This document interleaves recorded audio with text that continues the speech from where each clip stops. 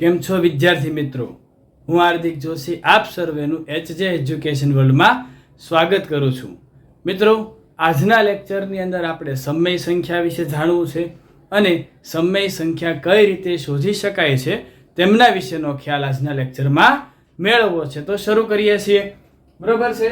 સમય સંખ્યા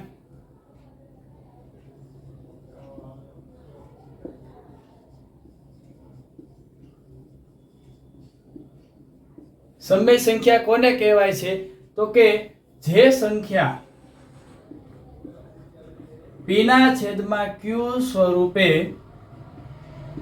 લખી શકાય તેને સમય સંખ્યા કહે છે. તેને સમય સંખ્યા કહે છે.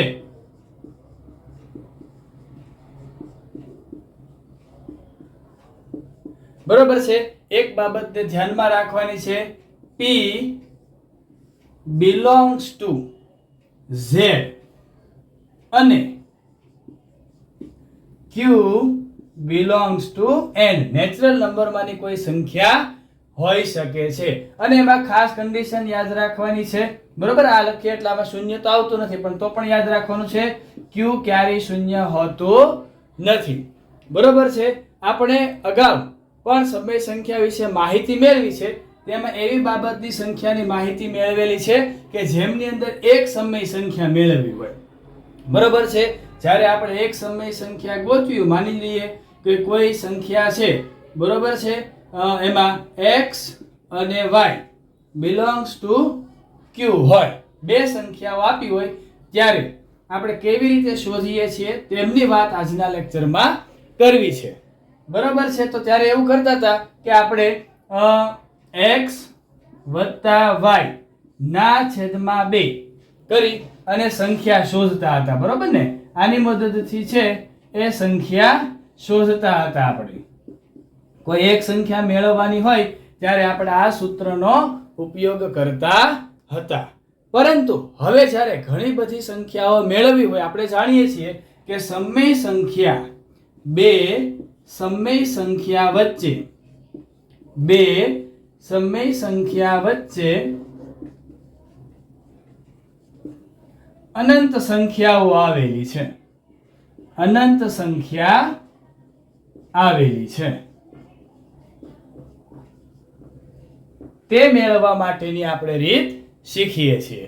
બરોબર છે મિત્રો? આપણે તે માટેની રીત શીખવાનો પ્રયત્ન કરીએ છીએ. ચાલો જોઈએ કે એમની અંદર કઈ રીતે સંખ્યા મેળવવામાં આવે છે.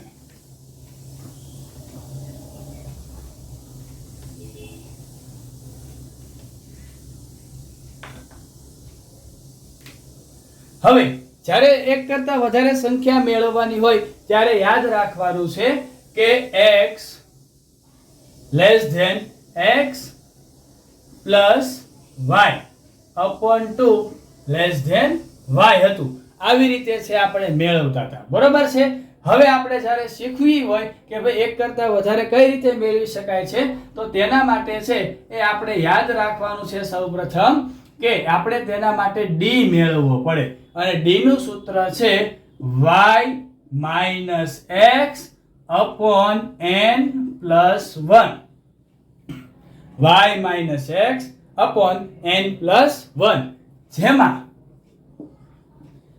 જ્યાં x છે એ y કરતા નાના હશે. બરોબર છે. હવે છે d મળી જાય, ત્યારબાદ એમનું સૂત્ર છે તો કે ભાઈ મારે કોઈ એક સંખ્યા મેળવવી છે તો હું x plus d લખું. બરોબર? x એટલે x ની કિંમત લખો અને d જે મેળવેલો હોય તે. બીજી સંખ્યા મેળવવી છે તો x plus 2d. ત્રીજી સંખ્યા મેળવવી છે તો x plus 3d. બરોબર છે? ત્યારબાદ x plus 4d. આમ આગળ જેટલી સંખ્યાઓ મેળવી હોય તે પ્રમાણે આપણે શોધી શકીએ છીએ. બરોબર છે? સૌપ્રથમ એ કિંમતનો d ગોતવાનો છે અને ત્યારબાદ આ સૂત્રની અંદર કિંમતો મૂકતી જવાની છે. એટલે આપણને છે એ અસમય સંખ્યા મેળવવાની રીત આગળ જોવાની છે. પણ હાલ આપણે સમય સંખ્યા માટે જે શીખીએ છીએ તેના માટે ખાસ આ બાબતને યાદ રાખશું. હવે મિત્રો આના કરતા પણ એક સરળ રીત છે એ મારે શીખવવી છે, પણ મને એક પ્રશ્ન થાય છે, શું શૂન્ય એ સમય સંખ્યા છે? તો ચાલો એ સમજવાનો પ્રયત્ન કરીએ છીએ.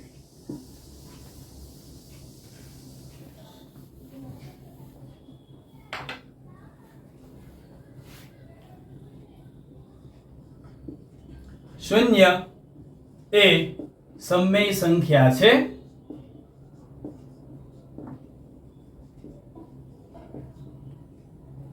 શૂન્ય એ સમય સંખ્યા છે. તેને p ના છેદમાં q સ્વરૂપે દર્શાવો. તેને p ના છેદમાં q સ્વરૂપે દર્શાવો. બરોબર છે? તો અહીંયા જવાબ લખીએ આપણે. હા, શૂન્ય એ સમય સંખ્યા છે. શૂન્ય એ સમય સંખ્યા છે. બરોબર છે? કેમ? તો કે એને p ના છેદમાં q વડે દર્શાવી શકાય છે. બરોબર છે? 0 ના છેદમાં તમે 1 લખી શકો છો, 0 ના છેદમાં તમે 2 લખી શકો છો. આમ લખી શકાય કે શૂન્ય છેદમાં કોઈ પણ સંખ્યા. બરોબર છે? એટલે p ના છેદમાં q શૂન્ય સિવાયની કોઈ પણ સંખ્યા આપણે લખી શકતા હોય, તેથી એ સમય સંખ્યા તરીકે લેવામાં આવે છે. બરોબર છે? આ પ્રશ્ન આપને સમજાયો છે. હવે ત્યારબાદ આપણે આગળનો પ્રશ્ન છે એ જોવાનો છે. બરોબર છે? જોઈએ ચાલો.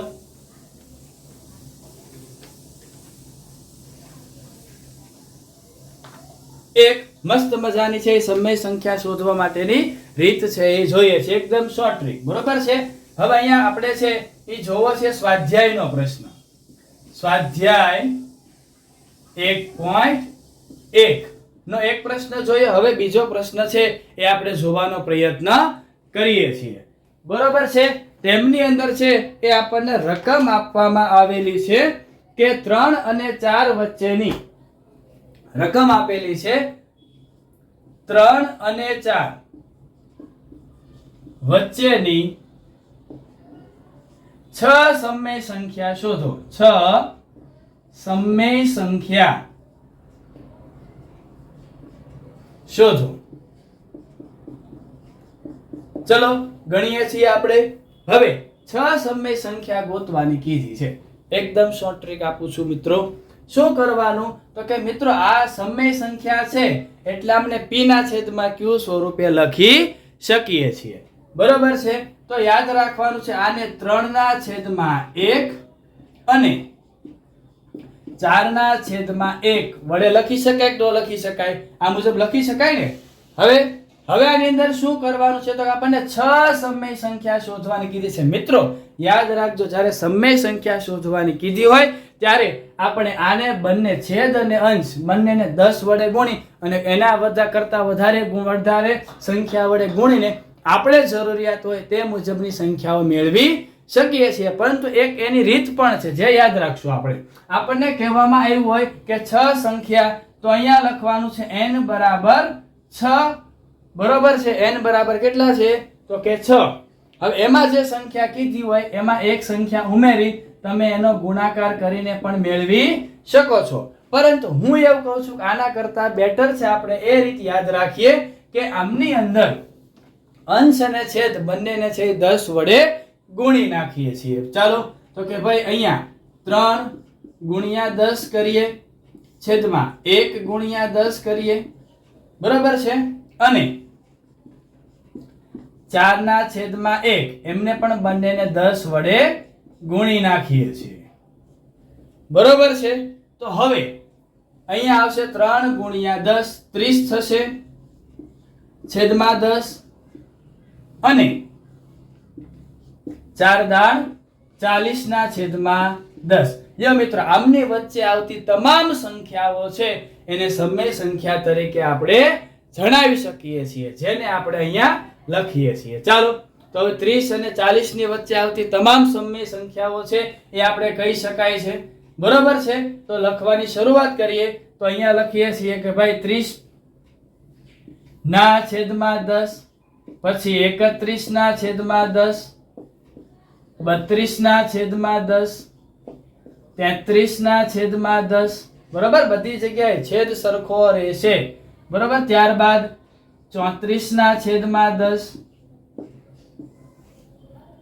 35 ના છેદમાં 10, 36 ના છેદમાં 10, 37 ના છેદમાં 10, 38 ના છેદમાં 10, 39 ના છેદમાં 10 અને 40 ના છેદમાં 10. જો મિત્રો આની વચ્ચેની કીધી એટલે આ બંને સંખ્યા સિવાયની આપણે આટલી સંખ્યાઓ મેળવી. આના કરતા વધારે કીધું હોય તો અંશ અને છેદને 20 વડે ગુણો, 99 સંખ્યા કીધી હોય તો 100 વડે ગુણો. આમ જેટલી સંખ્યા કીધી હોય એ મુજબ સંખ્યાને આપણે ગુણી નાખવાની હોય છે. બરોબર છે. આશા રાખું છું કે આપણે આ સમજાયો છે. નેક્સ્ટ ક્વેશ્ચન ઉપર આપણે હવે જઈએ છીએ. એક વખત નજર કરી શકો છો તમે. બરોબર, હવે આમની પછીની રકમ છે એમને આપણે ગણવાનો પ્રયત્ન કરીએ છીએ. બરોબર છે. ઓકે,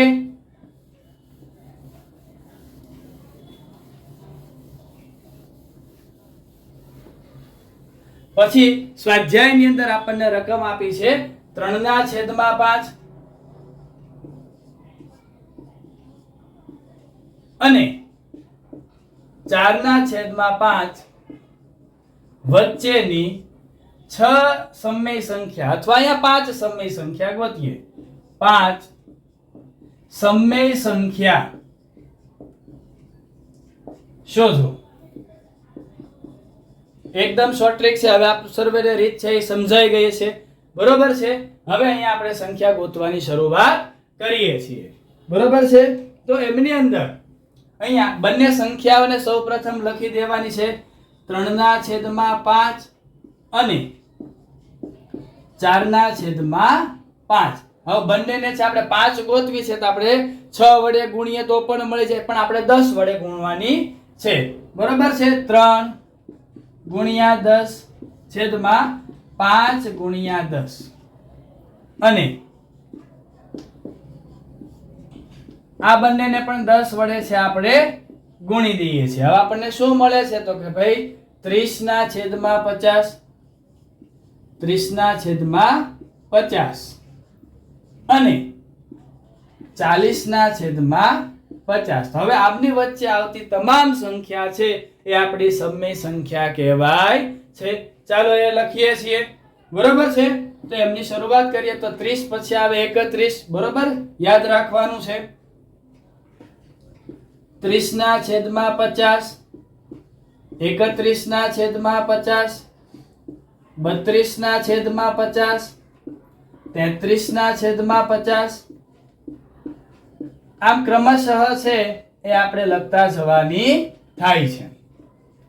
બરોબર છે.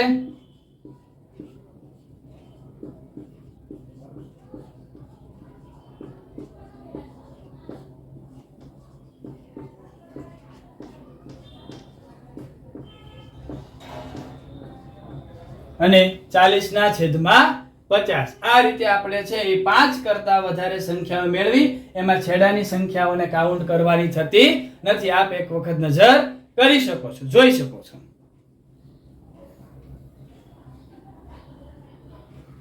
આ રીતે આપ સર્વે વિદ્યાર્થી મિત્રોને ખૂબ સરળ છે પડવાની છે. ત્યારબાદ આપણને બે પ્રશ્ન છે એ આપેલા છે જે ગણવાનો આપણે પ્રયત્ન કરવો છે. બરોબર છે મિત્રો, જોઈ લીધું હશે આપ સર્વે એ. બરોબર છે. હવે આગળ વધીએ છીએ. બરોબર,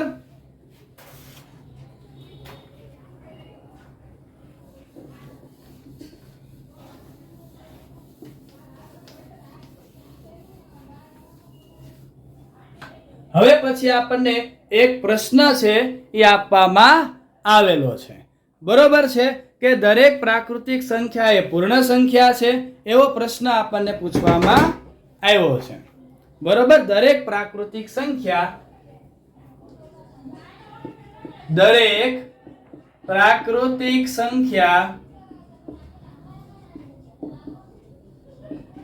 પૂર્ણ સંખ્યા છે.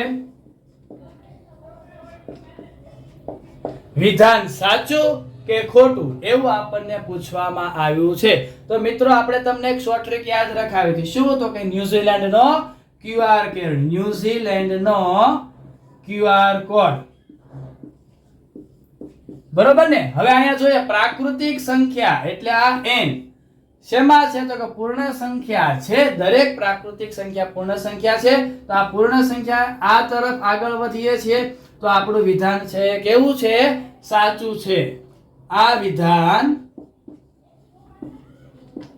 સત્ય છે, બરોબર છે. કારણ કે દરેક પ્રાકૃતિક સંખ્યા 1 2 3 4 એ પૂર્ણાંક સંખ્યાની અંદર આવતી હોય, પૂર્ણ સંખ્યાની અંદર છે, કારણ કે આગળ તરફ છે એ જવાનું છે. ત્યારબાદનો આપણો બીજો પ્રશ્ન છે એ આપણે જોવો છે, બરોબર છે. જે પણ આપણે વિધાન તરીકે જોવાનો છે, ચાલો એને પણ જોઈ લઈએ છીએ. દરેક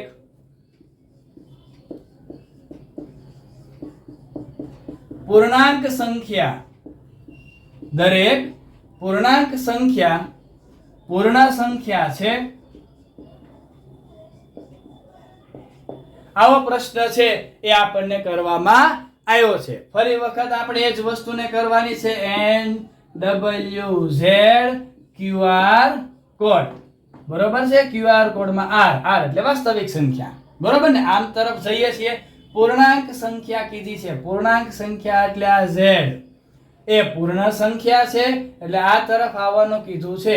આ તરફ આવવાનું કીધું છે એટલે રિવર્સમાં ચાલ્યા, એટલે વિધાન કેવું થાય? ખોટું. આ વિધાન અસત્ય છે. આ વિધાન અસત્ય છે, બરોબર છે. દરેક પૂર્ણ સંખ્યાનો સમાવેશ એમાં થાય, પણ પૂર્ણાંક સંખ્યાનો સમાવેશ આમાં થતો નથી. ઓકે વિદ્યાર્થી મિત્રો, આપણે આજના લેક્ચરની અંદર સમય સંખ્યા કઈ રીતે શોધવી એની વાત કરી. ત્યારબાદ છે એ આપણે સ્વાધ્યાય 1.1 શૂન્ય છે એ સમય સંખ્યા છે કે નહીં એમની વાત કરી. ત્યારબાદ સમય સંખ્યા કઈ રીતે મેળવી તેમની વાત કરી છે. ઓકે, તો આજના લેક્ચરને અહીંયા પૂર્ણ કરીએ છીએ. Thank you. આપણી ચેનલ ઉપર નવા હો તો આપણી ચેનલને સબસ્ક્રાઇબ કરી દેજો, વિડીયોને લાઈક અને શેર કરી દેજો.